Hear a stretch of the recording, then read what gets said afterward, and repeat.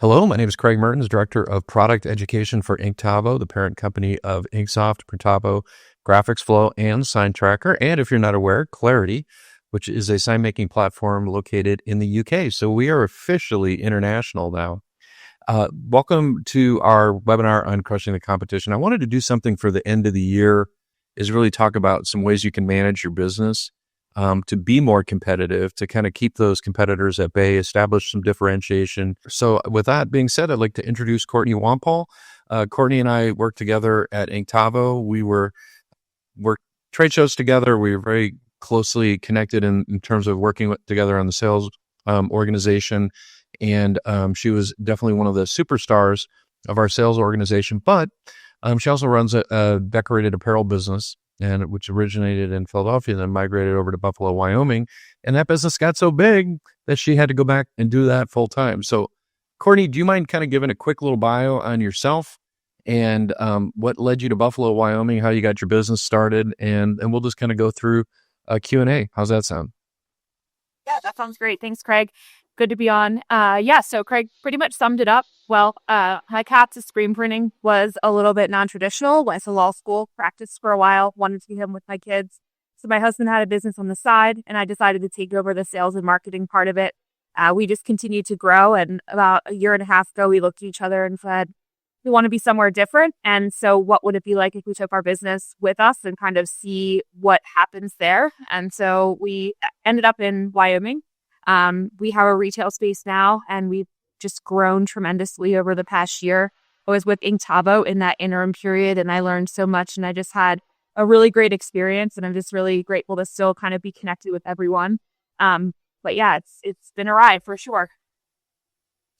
You know, one of the things I wanted to ask you about is, I know you got started in the Inktavo family through the Printavo platform, but you know, what were some of the inefficiencies and challenges that you were experiencing in your business that led you to invest in Inktavo tools like Printavo, GraphicsFlow, and InkSoft?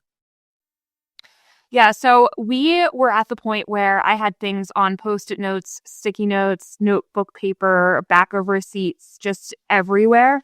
And we were so disorganized in terms of getting those orders into some kind of system. Tried Google Sheets, tried to manage it, just didn't work.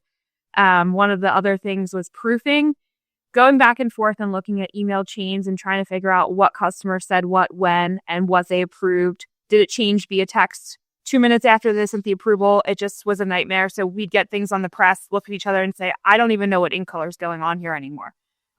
Led to mistakes, and then led us to have to redo jobs because you want to keep that customer relationship. So just total inefficiency in terms of how we were running the production side of things, for sure. So it was kind of a stop the insanity type of situation? Yes, for sure. Or I'm going to be divorced situation. Yeah, I mean, that's certainly, you know, one of the things that we talk about. One of the advantages of investing in technology is restoring life balance. You know, especially when you're a sole proprietor, owner operator, you know, we spend so much time in our work life because nobody can do it better than ourselves. And, you know, it's taking that time out to really put together repeatable processes so that you can leave and your employees know what's going on. You don't get texted 27 times, right? So one of the things I wanted to ask you is, you know, you moved into a new market, always scary. I've developed sales territories in my career as a manufacturer's rep. So I know that feels like it's pretty spooky. So how did you leveraged online stores and kind of, you know, some of the automation things that you're doing with self-service portals to establish your shop as really the leader in your community in a very short period of time. So how did you outcompete these existing, you know, competitors in your marketplace? What was the trick to that? Yeah, so we're not much bigger than the competitors that are super local to us. And so it was really just a matter of making ourselves look super professional and offering something that other shops weren't offering. So I think one of the things that we really leveraged was those online stores. This community especially is very, very hands-on in terms of fundraising, events, coming together for things that are happening. And we were able to really make connections with people that needed fundraising or that didn't want to have to manually manage team stores or orders or order forms or employee stores. And those things were something that wasn't being offered on a super local level. They were having to outsource to bigger national sports, sporting goods companies or kind of companies that they didn't have a personal relationship with. And so we were able to really leverage that to be able to tell someone, hey, take your product. We'll tell you what the price is. Do you want to mark it up? And then don't touch it and we'll cut you a check is really, really, really powerful. And it's hard to say no to. One of the things I admire about the way you've built your business is you've built it. I always like to use football analogies. You have a balanced offense, right? Your ground game is your retail location, walk-in traffic, those personal connections you make in the community, is people getting to know you and your family and leveraging that. But then you also have a really strong technological game. Where's the balance point there? A lot of times I'll talk to customers. They're like, I don't ever want to talk to a client. I want them to do everything online. And then I'll talk to other customers who are like, hey, listen, we just use online as kind of a convenience thing to generate leads and, process orders, but we still like to maintain relationships with customers because that kind of prevents them from going elsewhere. Where do you find that balance point? Yeah, I think the balance point is probably different for everyone, and it's really knowing your market. So in terms of knowing your customers, I think that's why you see such a wide range of responses. For us, people in the community really want that personal connection. They want to be able to walk in and say hi to someone. They want to be able to shop local.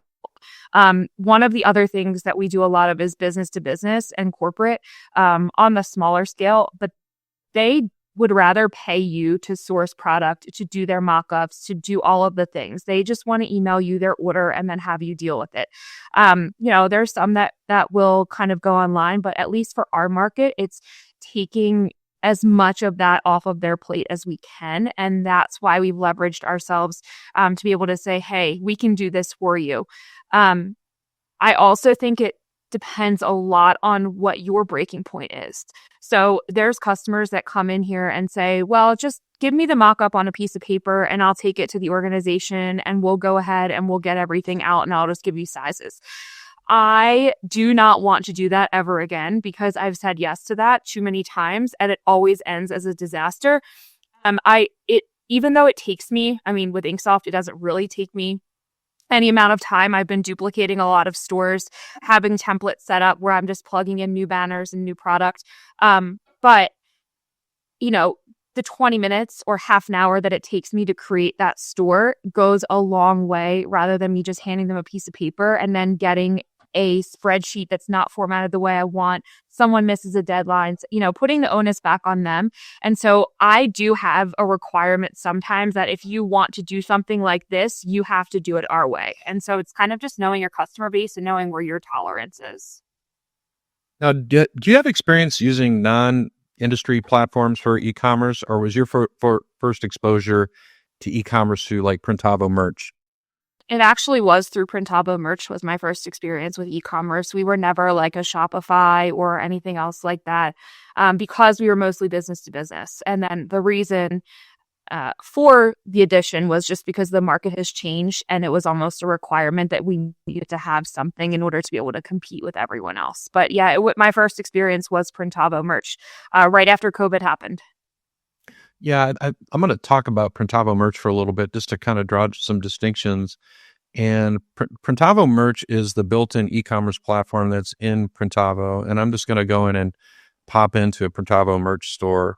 And how would you describe Printavo merch, Courtney? Like, what would be if you were to explain it to somebody?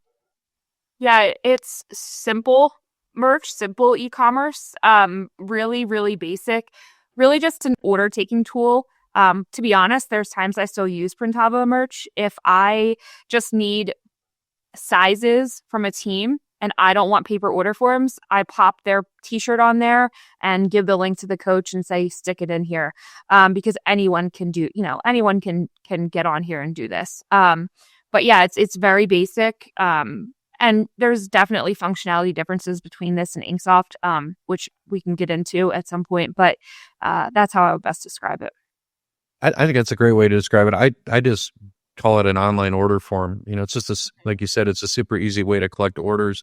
And for our viewers, one of the things I always like to explain is, when I first got I've been in apparel decoration for 40 years. I know that sounds crazy, but when I first got into the e-commerce or online stores side of the business, I just assumed all, e-commerce sites were pretty much did all the same things. And what I learned, my first experience in doing e-commerce was Shopify, which overwhelmed me. It was very powerful, I could see the possibilities, but I was like, do I really want to spend the time to learn all of this? Probably not, but I did.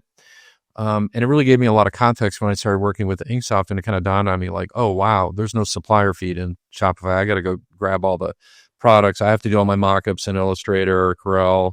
I'm not getting, it's a lengthy period of time to deploy a store.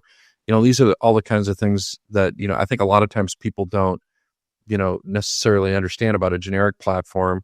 You deploy stores quite quickly. You're very good at it and you've had some experience. What was it like kind of learning to build stores in InkSoft? Like, what was your process?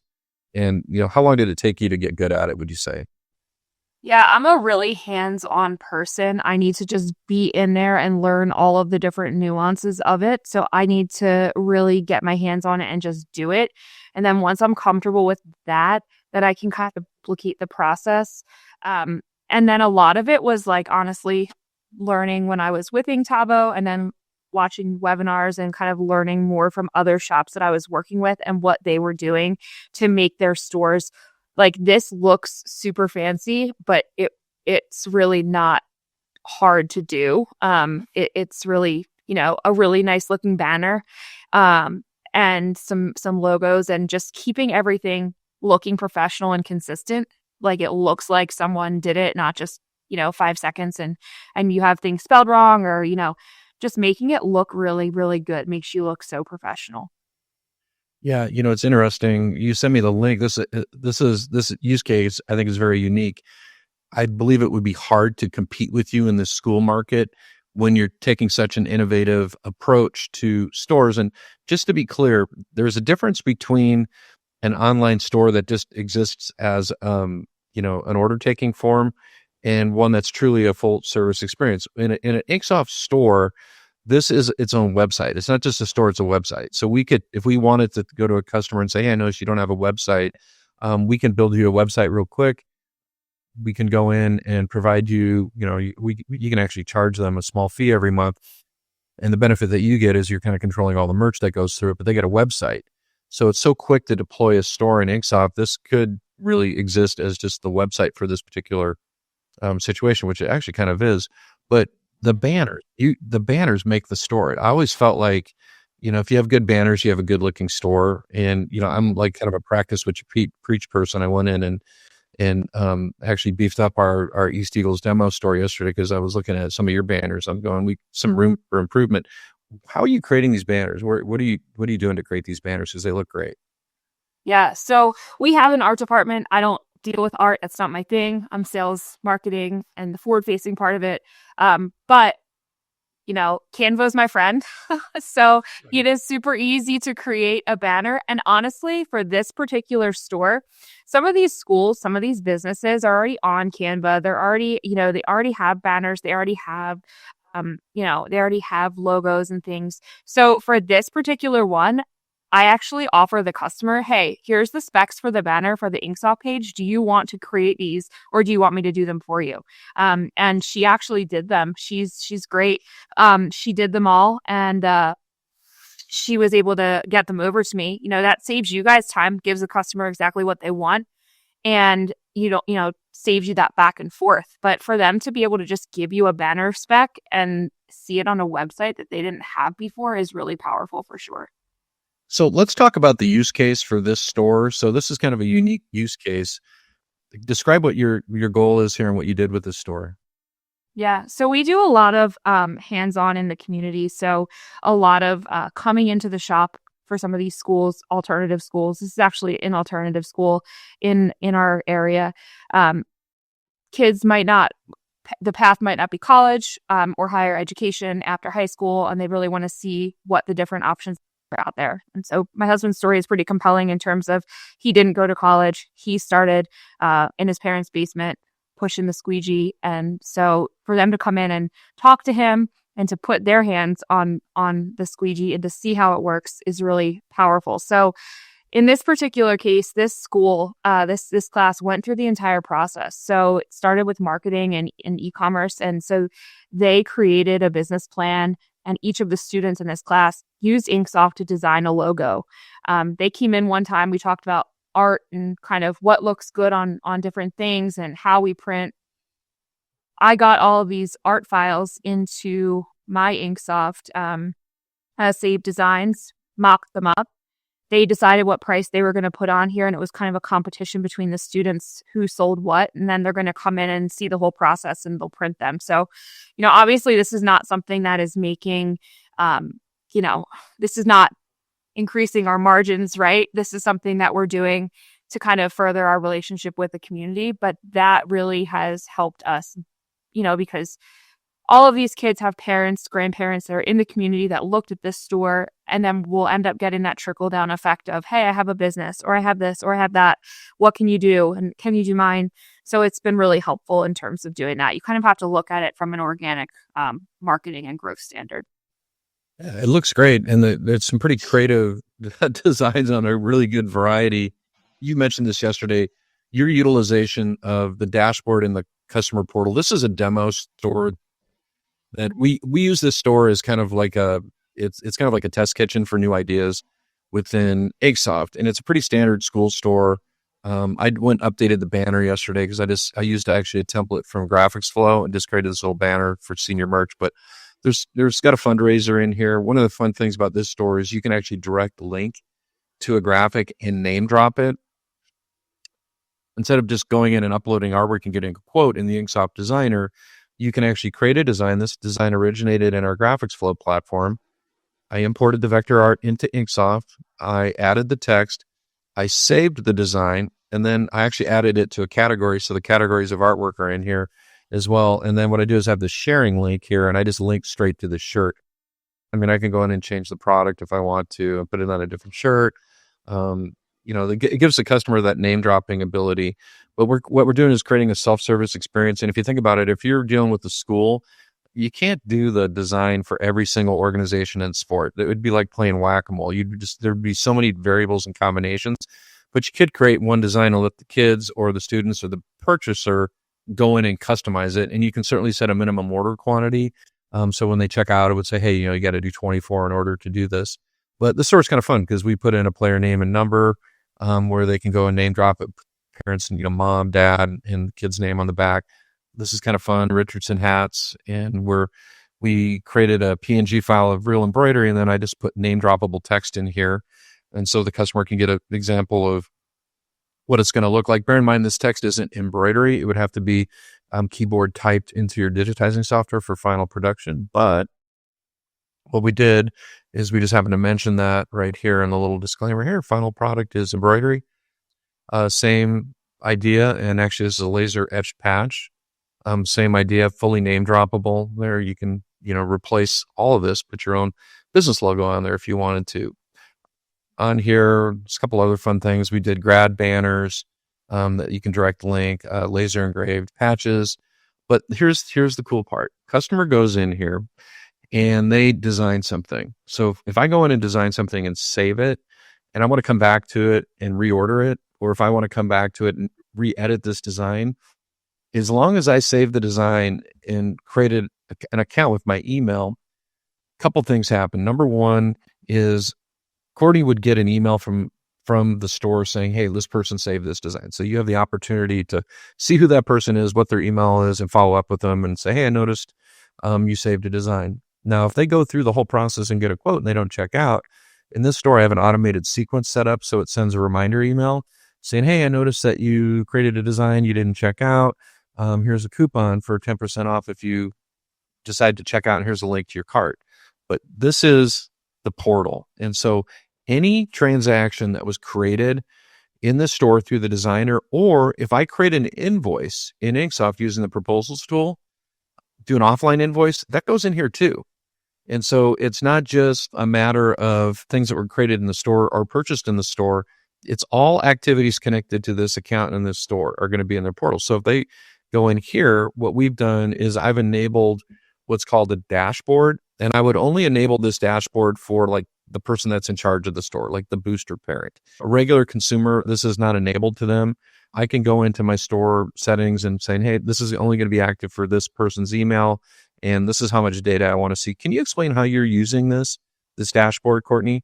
Yeah, before we had this dashboard, a lot of my customers wanted to know if they could be in the back end, if they could see what's coming in, because people are excited, right? A lot of our stores, majority of them are fundraisers or revenue shares. So they want to know how much money they're making and how the store is doing. Before I really had to set boundaries and say like, hey, I can send you a report once every 2 weeks, once a week at the end of the store, something like that.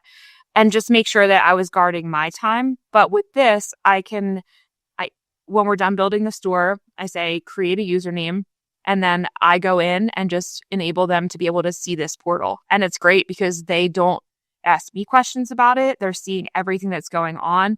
Even if something's selling, you always have those stores you put up and they sell 3 things, right? Inevitably. So there's none of like hey, I'm just reminding you, your store, you need to send out a reminder for your store, it's closing. They have all that information right here. And I think it just adds a layer of transparency to it too. You can export all of the spreadsheets and the CSV files of all of the data as well. And I'll do that too. I'll doctor it up in terms of like formatting it and templates and stuff like this. But just to be able to see this on the actual platform, I think just adds that transparency and credibility to you too. Yeah, I agree. It's a pretty important new functionality. We had a lot of requests for the dashboard. The regular portal's been around for a long time. A couple neat little use cases, no coupons used. So we haven't used any coupons, but people are using this for NIL, name, image, and likeness. So they're assigning a coupon code to the athletes, and the athletes, usually they'll print up a little postcard, and the kid will, write in their coupon code and say, hey, if you place an order, scan the QR code on this postcard, goes to the store. But when you place the order, make sure to use my coupon code. And so they use that to track the activity from student athletes, just as simple as, hey, if you get enough orders, we're going to give you a free hoodie. And then also gift cards. And you notice there's links to download the reports. You can go in, and if you're an employer and you want to issue $50 worth of credit to your employees and they pay $63 worth of merch, they can pay the $13. They use the $50, but then you can download the gift card report to see who's actually used it. If there was any active invoices or orders, they could check progress of what's going on. So if I had a quote that was out for approval, that would show up in here. If there's actually orders processing, so these are approved orders that are in various stages of production processes. Here's some orders that have been fulfilled. Here's one that's canceled. If the customer wants to go in here and print a receipt, or more importantly, reorder, they can go over here and reorder right directly from here. They don't have to call you. You don't have to call them. And Courtney, you and I talk about this, like in your corporate accounts, do they really want to talk to you to reorder their uniforms? Yeah, there's definitely customers that order the same thing every single year. Or, every 3 months they're ordering their safety green t-shirts for their job site. It's the same order, 200 pieces, same size breakdown. Super helpful for them to be able to just go in and do that. It's kind of like that Amazon-like shopping experience. When I had a customer tell me, he says, I love the portal because I never have to talk to my customers when they reorder. And I go, hey, guess what? Your customers don't want to talk to you when they reorder too. They just want to go in and, they're busy. They just want to go in and say, hey, we ordered those green safety shirts. Let's place another order, which is kind of fun. And also if they saved any designs or any uploads from the designer, they're sitting right here. So if they want to update this grad banner and place a new order, they can just go and click on edit in the designer and update the student name and place a new order too, because that artwork is linked in to there as well, which I think is awesome. And then any artwork that they uploaded, low res, can't really do much with these files because these are all very low res, but they can see any artwork. They don't have the ability to delete these, you do. So you can curate any artwork in there and then their profile and any payment information they have. So it's just a really great way to provide that self-service, very professional experience to your customers. So, where do these orders go if an order is placed in the store? Let's just place a quick little order in here, and I'll just go down and we'll do a stock product. So on this store, if I go over to order merch over here, a couple things going on. Number one, this is just where I have my merchandise that we're selling through the store here. Customize, this is going to go over to the InkSoft designer. View designs, this is a link to our GraphicsFlow art portal. through our GraphicsFlow platform. We'll talk about that a little later. And I actually curated this with designs specifically for East Eagles, but there's also 7,000 other designs if they just want to get general ideas. And, it's basketball season.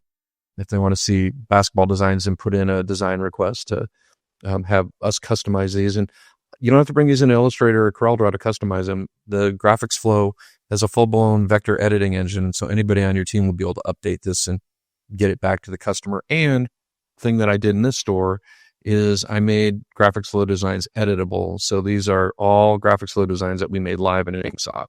Coming back to the whole concept of placing an order, let's go ahead and I'll place an order for these real quick here. Go in here and we're going to update this to soccer and I'll get a quote. We'll save the design. I would have just gotten an email saying the design was saved. If I want to follow up, we'll get a quote and let's go big. Let's get 100 of these going. Buy now and add to cart. And then I'll just check out real quick. All of a sudden, what's going to happen, there's a whole production cycle that's going to be in motion. And, we have to, Courtney, probably doesn't have these hats in stock, so she's going to have to order them.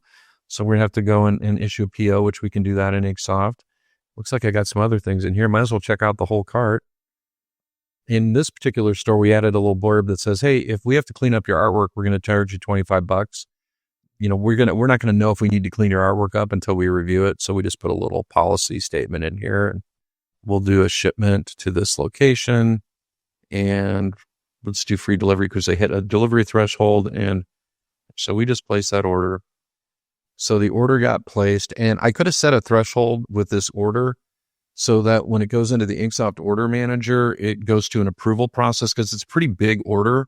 In this store, I disabled approvals, but I could have put in a threshold that said, hey, anything over $500, you have to approve.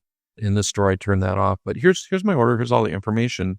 But what's so cool about this order is this is going to sail into Printavo now for production management. And Courtney, can you talk a little bit about that? Because you were doing this before we had integration between InkSoft and Printavo. How has this integration changed your world?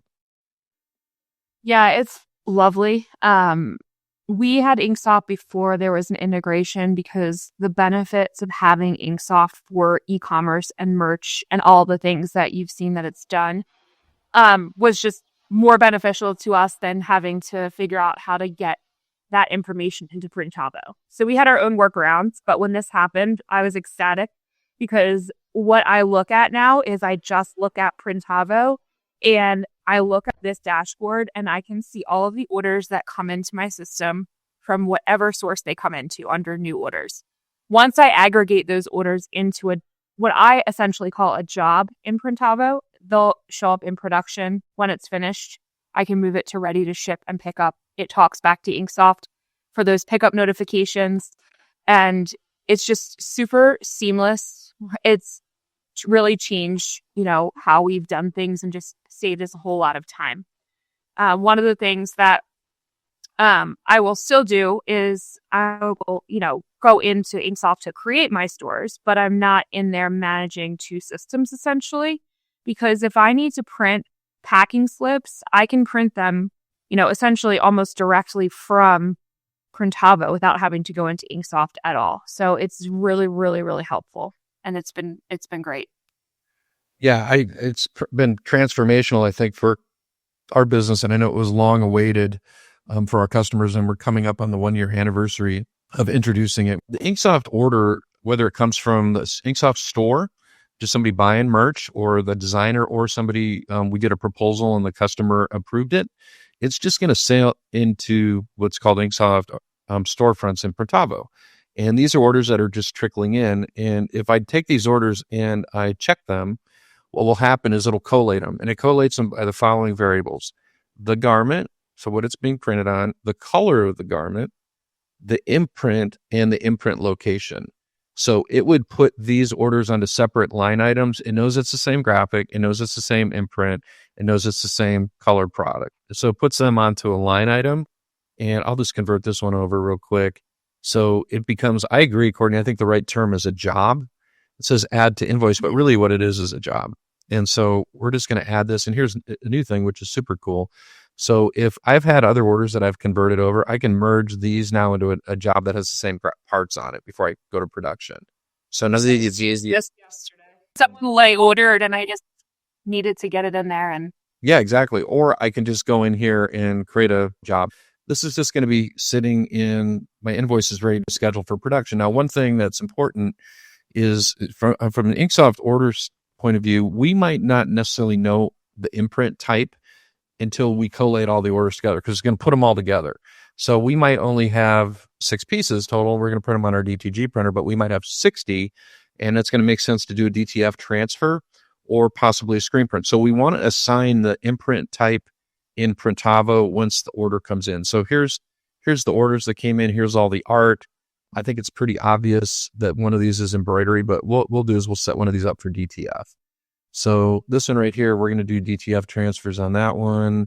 This one over here, we're going to do embroidery. If I want to put any additional production data in here, I can just go to the imprint area, and all this came over for InkSoft, the imprint location, the type of print, and notice we're switching this over to DTF. So I just decided transfers are going to make more sense here. So we're just going to switch that over to DTF real quick, call a little audible, hit done. I'm going to go over here and we're going to make sure this is embroidery. We're going to hit done. Mockups are all created. Everything's here. And we're just ready to go to production now. I still have all my same statuses from my workflow in Printavo. So all of these statuses correlate to automated production steps. Courtney, do you want to talk about automation in Printavo and how the kind of impact it has on you? yeah, for anyone who is an existing Printavo user, I think this is something that I'm learning, is that these automations and these statuses are always up for an audit, right? We've been on Printavo for, I guess, 6 years now, and I really need to come in and clean them up and figure out what we're doing right now in terms of the things we're doing all the time. But what these are, anytime you find yourself, so they're color-coded boxes that really show you where something is at a particular time. So think about if you guys are still using a Google Sheet or Google Docs or Post-its, it's what status or what step is that in. But what's even cooler about this is that all of those statuses can have an automation associated with it. And it's really what you want it to be, right? Not what we tell you your production should be. So once I build a quote, everyone usually sends quote and proof approval, quote approval first, then they send art, however that works for you. But you can make that box do something for you, right? It can be internal communication with your team, external communication with customer, texting, payment requests. You know, the sky is the limit in terms of really what you can do with this. And it's super powerful, but really simple. So when you hit send quote approval for this, you know, you're sending a quote and approve to your customer. These are all merch stores, so we wouldn't do that because you're just using this now to push through production. But once you get that order in your system from InkSoft and it's part of a job, right? What's the next step? Is it a task list for your customers or for your employees? I'm sorry, right? So does the art need to be done? You know, what are those things that you do to move it forward? And one of the most powerful things you can do before you get your statuses in here is kind of take a whiteboard or a couple pieces of paper, write down what your processes are and what you're doing repeatedly, and then use this to really simplify that process. Yeah, I just went in and just moved it into ready for art production. And then I set up a task for a specific employee, I cleared that, and then I moved it into art approved and it set up all these tasks. I just cleared those. But what it did is automatically moved it into pre-production once I clicked on all these tasks. And what that does is it throws it on the power scheduler. And so, you know, these statuses are all color coded. These are also on the calendar as well. So we can get that high level digital whiteboard view on the calendar. But what this is that standard journey of an order. Every order that comes through Courtney Systems has a standard journey, but they have side journeys. And the side journey is the individual kind of what you call micro steps required for production. Like, I guess, yeah, I chose DTG on this instead of DTF, but these are all the steps for DTG right here. And you can see we haven't started this. And these are all the steps for embroidery. And so what I'm going to do over here is I'm going to leave this one unassigned, but I'm going to go ahead and assign the embroidery to number of minutes. How many units? Got 100. How many on a cap? Ooh, on a single head, that's, you're not going to be going anywhere for a while, but let's pretend for a moment. Yeah, let's pretend we've got a 12 head machine here. And so we're going to probably 12 head. Yeah. I mean, that's going to probably be, what do you think? 4 hours. 4 hours? Yeah. Yeah. So we'll just say 300 minutes. And then what I'm going to do is I'm going to go over here and I'm going to put this, actually, we're going to put that on my 6 head. And so we're just going to put that in there. And really any other data other than a production due date, it's going to go on the production due date because it's pulling it from this. And so this has been scheduled. And so if I go over to the power scheduler now and I start looking at all my embroidery jobs, can you talk about a little bit like all these different kind of drop down statuses by process and kind of how you organize your power scheduler? I'm going to go in here and go into embroidery real quick. Sure. Yeah. So I don't know kind of sizes of shops that we have on the call, but when we first had Printavo and Power Scheduler came out, I'm like, I don't need to schedule jobs. I don't need to estimate time. It's not something that, we're at the point we need to do. When about 1.5 years, 2 years ago, I would say, we started using Power Scheduler because how someone explained it to me was, you're using this as your production management, right? And so when you have those statuses, when you move a job into production, there's so many things that are happening simultaneously at the same time. So you are digitizing files, you are waiting to count goods in, maybe you're mixing ink for a screen print job. So all of those different processes are happening at the same time. And we were finding a really hard way to have all of those statuses convey what position a job was in. So we started using this power scheduler and breaking down embroidery, screen print, and what are the steps that once something's in production that has to happen. And then that way the person in charge of them could go ahead and check them off of where they actually were in that process. You can create different views for different parts of your team so they're not seeing everything at one time. But that's how we started using it as like a micro step checklist. And then once this is done and it's out of production, you're back onto your statuses and you're moving it as complete or ready for pickup or ready to ship. We do use this in terms of scheduling jobs now to see our capacity, especially now around the holidays. We'll move these jobs on to particular days and times so that we know how much time we have left to take orders and if we can squeeze a brush job in. But those little steps that Craig is checking off right there, garments, that's what you want it to say, right? If you call them blanks, if you call them goods, if you have different little mini micro steps, you're naming all of those things and calling them what you want. One of the things we do for embroidery and screen print is location so that we know, hey, are we putting our sleeve platens on for all of these jobs right now or hat hoops or whatever that looks like. So it's just really, really powerful.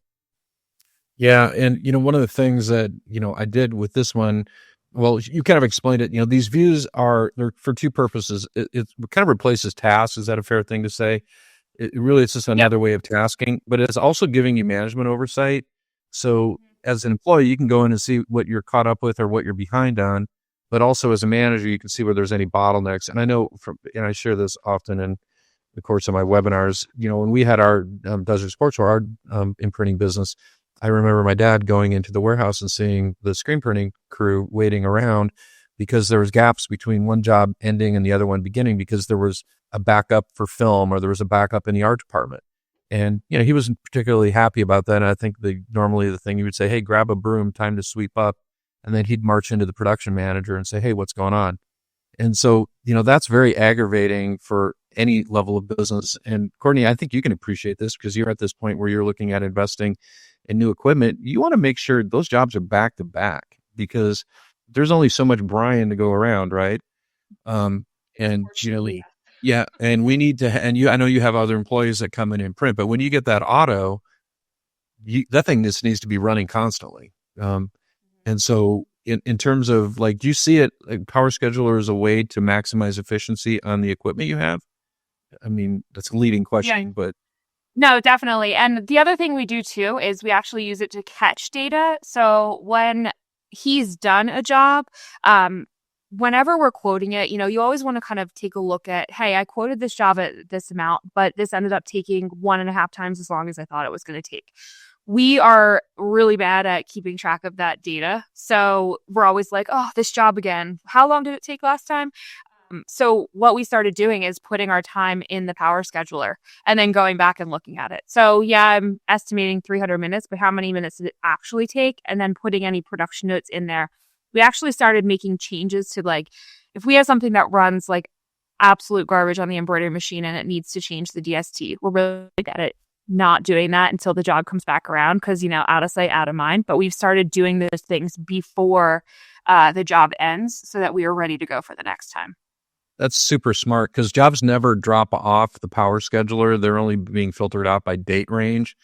So you could go back to that job and see the minutes that it actually ran on just by updating it. So I guess what you would do, let's just kind of walk it through. So I'm going to take this job. I haven't put it on a date, but I do have some time on Monday. So we're going to throw it on there. So if we're up against a time deadline, we needed to move it. It's super easy to move, drag and drop. Also, if we're up against a production barrier, let's say, we're at 580, it would show up as yellow. And if we're at 600 or over 600, it's going to show up as red. Here, let's do this. Let's move this into over capacity here so you can see it's yellow and then you see how that changes. So you just go and update this when you're done. You just update those minutes. So let's say it ran at 280 or 285. You just update that. That's smart. So Power Schedule is a game changer. And, in terms of when I think about when we had our Desert Sports and we're running everything off a whiteboard and everything off of job envelopes that had the film and the work order, and somebody would misplace an envelope and we know it's somewhere in the building and we'd have to turn the whole building upside down. Now my employee can grab their tablet or their phone and just peek in on the work order and, see what's going on, see where the statuses are. It's just to me, it's an absolute game changer. So let's talk a little bit about GraphicsFlow. And you're kind of a GraphicsFlow power user. If you said something to me once, it's kind of a get out of jail free card for me for artwork. So first of all, explain the problem around artwork that you run into and explain kind of how GraphicsFlow is solved for that. Yeah, so we have a retail space and people can actually walk in. And when I say retail, it's 90% of our business is not a retail part, but we do have a very visible location on a main street. So people are constantly walking in. Inevitably, they want one piece of something for someone's birthday, which we don't like to say no to, but Craig and I have talked a lot about this, and is like setting those boundaries, creating those boundaries, making it profitable for you. And this is one of the ways that we do that. So we always have, hey, I want a hockey shirt for my kid, or hey, I want something for our club or whatever. So if they want that one-off piece that we're going to press using DTF or whatever that may be, your options are, hey, here's your GraphicsFlow portal. Tell me the changes that you want me to make on this. And then we're getting that vector-ready art right into our system. Or, hey, if you want a little bit more control over it, you want to go over into InkSoft and use their online designer. But I give them two, and I've actually created a Loom video, which Loom is free up to a certain amount, but it's basically a website where you can go and create videos, screen sharing of you driving the seat, right? So I'll walk through how I use GraphicsFlow, how I use InkSoft, send it to the customer, and then get their artwork back in. And if they are like, hey, this is way too hard, or I don't have time to do this, great. Now they know how difficult it is to do art. They don't want to take the time to do it. So now I say, okay, that's fine. I'll do it, but here's your art charge. So that's how we've been able to really leverage this. And we've also used this a ton for our in-house designs. So because we're in a tourist town, semi-tourist town, but a lot of people come through here on their way to Yellowstone, on their way to Mount Rushmore. So we have a lot of people in the summer, even in the winter, visiting family, and they'll come in and they'll pick a design off the wall and we'll print it on the shirt right there. And we've used this for the majority of our designs. Yeah, I've noticed a lot of your graphics in your retail are we're uniquely good at kind of like those tourist and resort graphics. I've noticed you've used a lot of those like with your patches and things. Yep. Yeah, and the nice thing about GraphicsFlow too is it's production ready artwork. It's all vectored, it's all layered, it's in concise colors. One of the things that we just did, which is to me is really kind of awesome, is we added the ability to add custom color palettes. So if you have a palette that you're using for your DTG printer that happens to work perfectly, or you want to match inks that are your common stock inks, now when you go to recolor, you can use a system palette, but I've actually created palettes for specific customers that match their official corporate colors. And I've also created palettes that are my standard colors that match Pantone. So these are all your popular Pantone colors, and it has the navy, navy 289 with the corresponding color. So this is just a limited palette that we created, which is a new feature, which is really handy, and it can do CMYK colors too.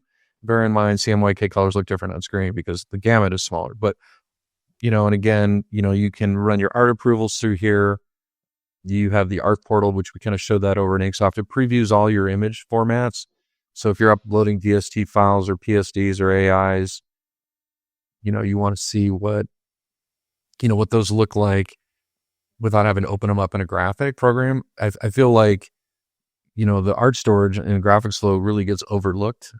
Another thing I think is really important is you're using GraphicsFlow to populate your quotes and invoices in Printavo, correct? Yes. Yeah, I mean, that's just a really cool way to do it. And also, when an art request comes in from the art portal, and let's say your InkSoft store, and it can be in any store, what can happen is you get a notice, but here's all the information if you want to assign it to a salesperson.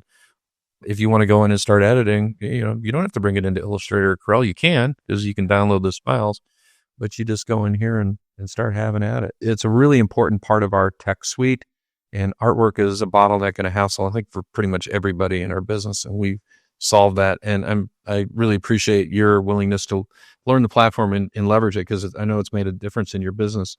So we talked a little bit about making it easy to purchase for your customers and setting boundaries, but you don't work just locally. You got a whole nother business back in Philly. So explain how you positioned yourself as kind of a national company. How'd that work out? It was a leap of faith for sure. You never know what's going to happen, but we just knew we wanted to live somewhere else and we didn't want to give up that opportunity. So what it has taught us is that people don't care who, where they're ordering from. They really just care who they're ordering from and the customer service and how easy you make it to order from that person. I'm actually had maybe 2 or 3 text messages last week. Hey, still haven't found a local printer that we really, really like. People think, oh, I have to order local, because we can't ship or whatever, but we can't find someone, are you guys still sending stuff back to Pennsylvania? And so, a good percentage of our business is still shipping nationally. Some of those customers are shipping all over the place, just from, word of mouth and connections that we have made. So, if you can take one thing about, this is crushing the competition. And so one of the things that you really just keep in mind is that customer service in how you treat your customers and the relationships that you build will follow you wherever you go, as long as you're really nurturing them and making them grow. Your situation with dealing nationally kind of happened because of your relocation to Buffalo, Wyoming. But, one of the things I always talk to customers about is, if you look at your local, like, let's just take Buffalo, for instance. So if you go out 50 miles, you got Gillette, Casper, a little bit, and then you go out 100 miles, then you're Sheridan and Cheyenne, maybe a little further than that. But there's nothing restricting you when you have a virtual business using online stores. There's nothing restricting you to a sales territory or a local. And so you're doing a tremendous amount of business with basically just a full-time sales rep back in the old Philly neighborhood, and that part of your business is growing. And then is it just word of mouth that you're just popping up all over the country? Is that pretty much word of mouth? Because I know you don't do any advertising. Yeah, it really is. Like, I know I've always wanted to get into more of the social media and like more of the advertising. But it's just something that we're just trying to manage what's coming in the door, which, isn't always the best way to do things. But we are just kind of almost a unicorn case where we really have just done word of mouth. And someone said to us the other day in town, they have like a small business, something totally unrelated. And they're just like, I don't know how you guys really don't have Facebook or social media. And it's like almost an amazement factor. It's like we really have just grown by word of mouth. And if people like something and they like how they're treated, they like the product and they like the people, they will tell other people. And that, I think, is one of the most powerful things that you can really have. Yeah, 100%. One of the things that, I've kind of seen is, you're not only just a power user of the Inktavo suite of products, but you are always kind of on the cutting edge and figuring out new ways to incorporate those tools into your workflow. And where, if you were to say, you're scaling your business right now, what, putting some priority on the tools that you're already using, what are the tools within the Inktavo family of products that are really helping you guys to scale and be more, efficient? If you were to kind of break down get into the weeds a little bit, where has it really made the difference in your business? It's hard to take. If I had to pick one, I don't know. Like Printavo, we've used forever. We couldn't run our business without it in terms of production. It's like a non-negotiable for us. We have to have it. We can't live without it. But then you get into InkSoft and GraphicsFlow with the art, and that really, the reason we made the decision to start with Printavo is because 6-7 years ago, e-commerce wasn't a necessity. It was something people were doing, but it wasn't something that you had to have. And now I feel like it's almost something you have to have. In terms of the stores, that's been a game changer, because if someone else takes your store business, they're taking all the bulk business too. And, it's only a matter of time before everything else goes out the door for that. And then GraphicsFlow, just with the art, that has changed how we do things and how quickly we can turn art around and just use some of those really custom-like designs, but in a way that we can stick them up on the wall, put them on some stickers, So it's been, all of them have played a part. I don't know if I could pick one. Yeah, I don't think you need to pick one. I think you did a great job of just saying how the ecosystem works together, right? That's how it was designed to work. And I think quick little brag here, one of the things that's really, I think, unique about Inktavo is the end-to-end solution, right? From the concept with the graphics all the way to shipping labels out the door. We really cover the whole gamut, and not on a surface level, but in a very robust level. Store looks great. I see some GraphicsFlow graphics there. You got the little self-service hat pressing station. How's that working out? Yeah, that's great. People love that. So really what you're seeing here is we have some of those $10 racks are because we had some Black Friday sales going, and we're just trying to move some stuff before the end of the year. But we have all blank stuff, which is great, up on the walls, because I don't want to keep inventory, really. It's so hard, even with keeping blank stuff. I get long sleeves in, no one orders them. Then I get short sleeves in and everyone wants long sleeves. So it's I try to keep everything blank as much as I can. Those designs up on the wall. We have about 15 to 20 people can pick from. We actually have a one color press that will press, one color screen printing press that will press right there. That's our heat press we've been using for orders. And then the hat bar has been great. People like that. So I just have tons of blank hats, and then we have patches, a lot of them from GraphicsFlow designs or stuff like that. You can come in, pop a patch on a hat. And then on the other side, so people really are super into their sports here, especially their high school sports. So that whole side pretty much is all bison gear. Some of it's blank, some of it's done with more unique print processes. So we've pre-done it. But yeah, and then so that is not that much square footage. I try and limit it. And then everything else in the back is just production. But yeah, it's great because if someone comes in for a one-off, I can pull blank off the wall and I have it there. I don't have to have something on everything, which is nice. So that little screen printing press you bought at the trade show that you carried back on the plane is now doing. I did. That press was what, a couple $100, wasn't it? Yeah, it was great. Where did I get it? Long Beach, I think. Yeah. Yeah, it's Riley. Is it a Riley press or what was it? It was a Riley Hopkins, one color, one station. There's the partition looking man in Buffalo, Wyoming. There he is. Yeah. So we've been taking the one color to a lot of live print stuff. So we'll have it out front or we'll keep it in the back, depending on what we're doing. So we test them, then you know. Explain how the on-site printing business has worked for you, because you've done quite a few of those events. Yeah, we use that definitely as organic marketing too. We'll offer to go to places in the community and do live print. We'll try and bring inventory we have with us. And then we will go ahead and, do those designs that they want to have done for their event right there. And then, we'll kind of do a fundraiser markup on it as well. But it's cool because it's an experience for people. People use that all different ways too, shops. Has that led to new customers? Yeah, because people get to see you, talk to you, watch you do it, and they're just amazed by the process. Oh, that's our Grinch. We're in a window decorating contest for Christmas. Nice. Looking good. So last question, advice for new shops. So For new shop owners, what strategies or tools from Inktavo would you recommend to kind of build that foundation for customer retention and to really compete effectively in the marketplace? Yeah, get organized early. Don't wait. So you feel like, oh, we're not big enough for that. You're not putting yourself in the best spot to succeed. You will be there one day, and then you'll feel too big to want to make any changes to what you're doing. You'll just feel so overwhelmed. So start somewhere and just really, try and get a process in place, a procedure in place. Printavo is a great place to start with that, with the quoting and the ordering, depending on kind of who your addressable market is. But really just pick something and get going, because you will get there faster than you know, and then you'll feel too overwhelmed to make any changes or to kind of reinvent the wheel.